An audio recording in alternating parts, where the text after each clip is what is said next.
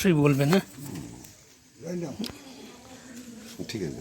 লাঠিটা রেখে দিন, লাঠিটা ওইখানে দাঁড়ান উঁচুটায়। এটা আপনার বাড়ি তো? না না, ওইটা বাড়ি। আচ্ছা, ঠিক আছে। হ্যাঁ, ভালো করে দাঁড়ান। হ্যাঁ, আরেকটু উঠে দাঁড়ান, আরেকটু উঠে দাঁড়ান। আমি ভাল্যগ্রাম এসেছি আমার আত্মীয়তার সূত্রে। আমার মেসমশাই হচ্ছেন রাজেন্দ্র প্রসাদ পাঁজা, ওনার সঙ্গেই আমি গ্রামটাকে বিভিন্ন রাস্তাঘাট, মন্দির এই সমস্ত আমি লিপিবদ্ধ করছি। আমার মোবাইলের যে চ্যানেল আছে ডি ইন্ডিয়া, সেই ডি ইন্ডিয়ার মাধ্যমে আমি আর কি সম্প্রচার করতে চাই। তো এখন আপনার সঙ্গে পরিচয় হলো। আপনার নাম? গুরু সদাই চৌধুরী। কি কর্মজীবনে আপনি কিসে ছিলেন? আমি পাশে একটা স্কুল আছে, Pindira high school, high secondary. আচ্ছা, সেই স্কুলের প্রথম জীবনে অ্যাসিস্ট্যান্ট টিচার ছিলাম, পরবর্তীকালে প্রধানের পদে আসিলাম, ও তারপরে রিটায়ার করি। ভাল্যগ্রাম পঞ্চায়েতের হ্যাঁ, বালগ্রাম পঞ্চায়েতের প্রধান হিসেবে দায়িত্ব পালন করেছেন প্রধান নয়, তাহলে? পিন্ডিরা হাই স্কুলের প্রধান হিসাবে, ও মানে head teacher, head teacher incharge হিসাবে। আচ্ছা আচ্ছা, খুব ভালো লাগলো আপনার এই যে পরিচয়টা পাওয়া গেল। তো আপনি শুনলাম বিভিন্ন সূত্র মাধ্যমে আমি জানতে পারলাম আপনার, আসুন ওখানে ছিলেন, বিভিন্ন সূত্র মাধ্যমে জানতে পারলাম যে আপনাদের একটা বিশেষ অবদান আছেন এই গ্রামের। যে আজকের দিনেও 2024 সালেও এসে রাস্তা, পাকা রাস্তার ওপর দিয়ে ধান রোয়ার মতো একটা পরিস্থিতি তৈরি হয়েছে, এটা কিন্তু খুবই লজ্জাজনক বিষয়। তো এই জিনিসটা আমি এড়িয়ে যেতে পারলাম না। আমিও সামাজিকভাবে অনেক কাজকর্ম করি, তাই এই গ্রামের এই যে কাদা জল, আমাকে এই রাস্তা দিয়ে হেঁটে যেতে হচ্ছে। আমি যেখানে আপনার সাক্ষাৎকার নিচ্ছি এখানেও রাস্তায় আপনার ঢালাই রাস্তার ওপরে এই যে জল কাদা রয়েছে, এটা দেখতে ভালো লাগছে না। তো সেই জন্যে আমি আপনার মাধ্যমে আপনি কি উদ্যোগ নিয়েছিলেন যদি একটু সংক্ষিপ্ত বলেন অতীতের। 2008 সালে হ্যাঁ, থেকে 2013 সাল হুম ভালগা পঞ্চায়েত ছিল কংগ্রেসের। হুম ভালগ্রামে যে যতটা রাস্তা দেখছেন, হুম ঢালাই রাস্তা, হুম প্রায় সেই সময় সেই রাস্তাটা হয়েছে। আচ্ছা, পরবর্তীকালে অল্প স্বল্প হয়েছে। হুম আর যে রাস্তার উপর দাঁড়িয়ে আমরা কথা বলছি, হুম এটা হয়েছে 2003 সালে, আচ্ছা, বাম জমানা। হ্যাঁ, সেই 3 সালের পর এই রাস্তাটা হয়েছিল, তারপরে আর হয়নি। তখন ভালো ছিল।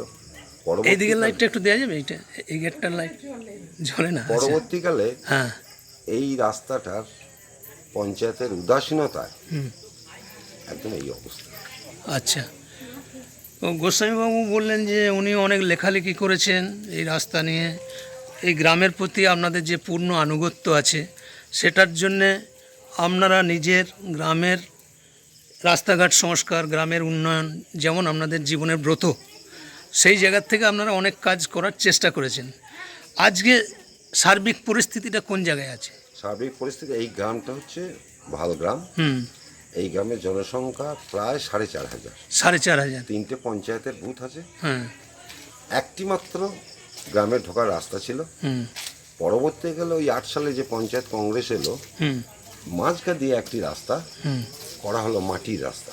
আচ্ছা। পথ ছিল, হ্যাঁ, লোকের কাছে জমি কিনে কিছু হ্যাঁ, কিছু ব্যক্তিগত কিছু লোক আছেন যারা দান করেছেন, হুম এইভাবে রাস্তাটা হুম তৈরি হয়।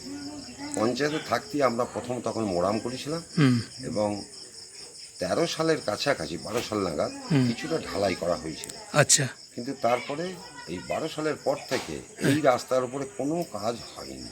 আচ্ছা, বর্তমানে জেলা পরিষদ নাকি একটা রাস্তার স্কিম করেছে 3 কিলোমিটার। 3 কিলোমিটার। আচ্ছা, মাঝগ্রাম থেকে একদম আরম্ভ হয়েছে, মাঝগ্রামের হাই স্কুল থেকে। হুম সেই রাস্তাটা তো ক্যানেলের পার হয়ে আসছে। হুম ওই জায়গাটা যদিও যাওয়ার যোগ্য, হুম কিন্তু বাকি গ্রামের যে রাস্তাগুলো, হুম সেখানে মানুষ যেতে পারবে না। আচ্ছা, আপনার মাছ চাষ হবে, জমি রোয়ানো হবে, ঢালাই রাস্তার উপর, এবার বুঝুন কি হবে। হ্যাঁ, সে তো আমি দেখতেই পাচ্ছি। ড্রেনেজ ব্যবস্থা খুবই খারাপ। হুম সেই শঙ্খ ঘোষের কবিতায় বলতে হয়, হুম খুলে দেখ ত্রিনয়ন, হুম উন্নয়ন দা রাস্তায় দাঁড়িয়ে আছে উন্নয়ন। এই অবস্থা। আচ্ছা, অথচ উন্নয়নে বন্যা বই গেছে বলা হয়, হ্যাঁ কিন্তু কিছুই না। এই তো দেখতে পাচ্ছি। হ্যাঁ এই রাস্তাঘাট আপনি দেখবেন এই গ্রামটা সব জায়গাতেই খারাপ। আমি এটা দেখলাম, অনেকটা গ্রাম ঘুরেছি মেসমশাইয়ের সঙ্গে, বেশ কিছু জায়গায় দেখলাম এত খারাপ অবস্থা। তার জন্যই আমিও এটা হাইলাইট করতে চাই, আমার এই চ্যানেলের মাধ্যমে আমি এটা হাইলাইট করতে চাই। আগামী দিনে আগামী প্রজন্ম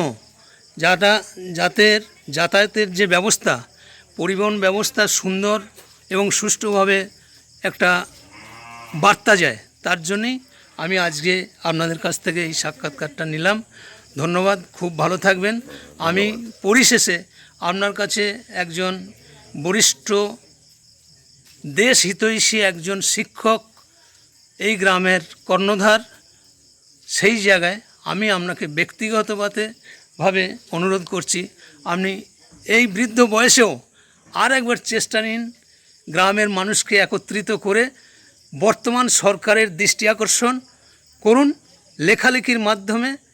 আজকাল তো ডিজিটাল ইন্ডিয়ার যুগ, ইমেলের মাধ্যমে আমাদের প্রধানমন্ত্রীর কাছে পর্যন্ত যাতে চিঠি চাপাটি যায়, তার জন্যে আমি আপনাকে আমার ব্যক্তিগত পক্ষ থেকে বিশেষ অনুরোধ করছি।